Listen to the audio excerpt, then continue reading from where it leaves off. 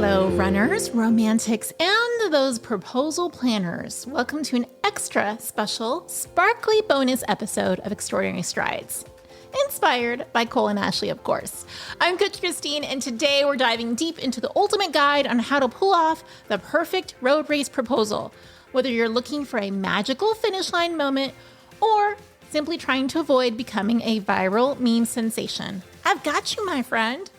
And I can promise you that we have got tons of tips ahead with a fab versus flop finish line proposal guide. So buckle on up or tie up those shoes, grab those ring boxes, and let's dive on in. First and foremost, we're going to talk about our fab tip number 1. Choose your moment wisely. A perfectly timed proposal at the finish line symbolizes the start of a beautiful new journey together. Think shared accomplishment and mutual support, right when emotions are at their highest. However, to avoid that flop pitfall, we do not want to interrupt anyone's personal best, PR, Boston qualifying time, proof of time finish. Are you seeing a theme here? If they're racing the clock, if they've been training for months, if you have heard them say nothing but this is the time that I'm going for, I want to sub this, and they're not talking about public subs, my friends. If they're talking specifically about a time goal at this specific race, please do not interrupt that. Just even possibly considering trying to interrupt the mid-race or even at the finish line could be a huge pitfall. We don't want that flop happening at all because misreading the timing can quickly shift joy into frustration. Now let's take it back to our fab tip number 2. Pick a memorable scenic spot. So aim for a picturesque spot like the finish line after they've crossed it of your first race together, or that stunning sunrise viewpoint mid-course, or somewhere along the way, maybe afterwards at that finish line party. But you definitely want it to be Instagram-worthy photos that are guaranteed to make your heart swoon forever, which means that we want to avoid that flop pitfall number 2. Avoid the port-o-potty zone. This should go without saying. Romance and portable toilets are polar opposites. So keep your moment fresh in more ways than one. Of course, as we continue to talk about that, I want to reiterate that while I just said definitely pick something that's memorable for them, a scenic spot, if you're doing it mid-course, please be conscientious of your fellow runners, my friend. We definitely want to be that fab proposal line kind of do. We don't want everyone and their mom hating us for ruining somebody else's race. Now, fab tip number 3, dress adorably, but of course practically. Now, this should go without saying again, customize race shirts. Maybe you even have a shirt for like the finish line that you change into, personalizing your bib, theming accessories that shout your love story are a must. Keep it comfy, keep it cute, keep it practical, because maybe trying to don that formal tux or that ball gown for that finish line proposal might make things a little bit more difficult. Maybe, maybe not. We know we've seen plenty of Run Disney friends that run in ball gowns and are fabulous no matter what. But if you've never done it before, this is likely not the time to start. So that brings us to our flop pitfall number 3. You don't want to overdo your wardrobe. Sweaty tuxes or elaborate gowns may sound romantic. You may think that you're doing it for that glam life, but they may quickly become uncomfortable distractions. So keep your attire fun and functional. Which is all about that fab tip number 4. You want to recruit your proposal squad. Bring in your trusted cheer squad, friends, families. They could bring banners and signs. They can bring tons of enthusiasm to heighten the excitement and capture those surprise expressions, which will help you avoid flop pitfall number 4. Do not block the finish line. Being tackled by exhausted runners is no way to start an engagement. Keep your cheer squad strategically placed off course to avoid chaos. Again, we cannot stress this enough. Super important. But fab tip number 5, capture the magic. Hire a professional or entrust a reliable friend to capture this precious, sweaty, and emotional milestone on camera. You're going to cherish these photos and videos forever. Do not recruit me. I was way too nervous. I don't think I did a good job. I have some strengths, but this is not one of them. But that said, flop pitfall number 5, it's going to be really hard to capture that magic if you drop the ring.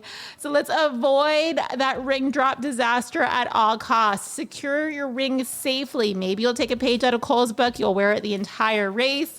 But dropping it mid-proposal turns romance into frantic treasure hunting. And if you think about it, oh my goodness, if you're running the race as well, you have to almost go back and do double the distance. So your 10K all of a sudden becomes practically a half marathon. Your half marathon distance becomes a full.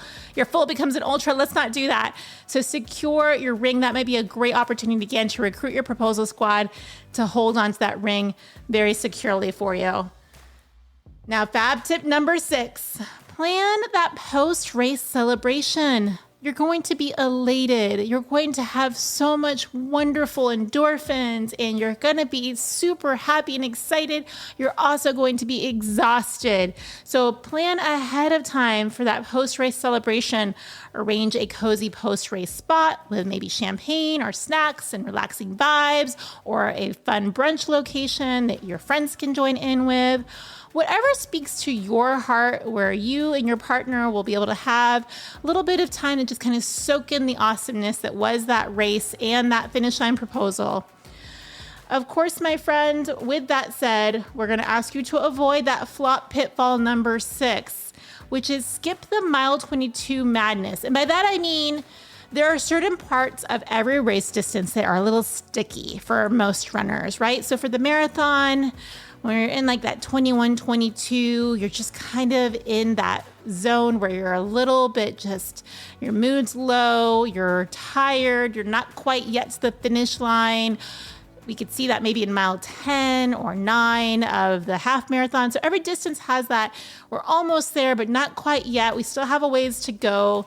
And your runner could be a little bit dehydrated, a little bit tired, a little bit weary. You don't want to dampen the mood of your proposal by having an emotional meltdown there. So it's not ideal for proposals. Save it again for that post-finish line, or again, finding someplace on the course that really speaks to your heart. Now, of course, as a runner, you already do fab tip number 7 all the time anyway, which is weather preparedness. You likely check forecasts carefully. However, it's really important that when you're taking into account that the race day may be your proposal day, you want to have umbrella, sunblock, or even cute matching ponchos ready so nothing dampens your special moment. Bonus points if you have matching ponchos. Like, seriously, that is quite adorable. But with that said, we want to make sure that you avoid pitfall number 7, which is forgetting your basic needs. So sometimes you're so caught up in the process of your proposal, or your significant other is so caught up in whatever it is that they're chasing for their race day, that hydration and fueling, while we know that you want it to be at its best for your optimal performance, may not be quite there. So you don't want to be hangry. You may have been nervous and maybe having a hard time keeping fuel down. So please do take care of those basic needs. You don't want to be hangry or emotional when you're proposing, and you don't want your runner to be hangry or proposal, or hangry or dehydrated when they are listening to you pop the question. Now, fab tip number 8 might be my favorite. It's a little sweet kiss. And by that, I mean, keep it super simple. Heartfelt proposals don't have to be super elaborate. You don't have to have a full dance squad with choreography. You don't have to have drone fireworks. You don't have to go completely out of the left field, making it over the top. You just really want simple, sweet sincerity. It wins every single time. However, we're going to also avoid flop pitfall number 8 by always having a backup plan. Please, please, please do not go into your proposal without a backup plan. You need a plan B because things can happen on the course.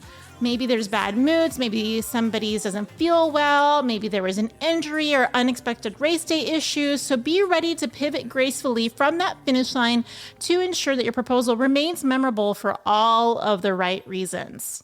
Now, with that said, my friend, I am super curious if you have your own tips, your own thoughts on race day proposals, because again, it's always fantastic to kind of hear what you're thinking. So while I feel like this is the ultimate fab versus flop finish line proposal guide to make your running romance sparkle and shine, I want to hear from you. So pop on in. You can use that phone number in the episode notes to shoot me a text. Let me know what you think about finish line proposals.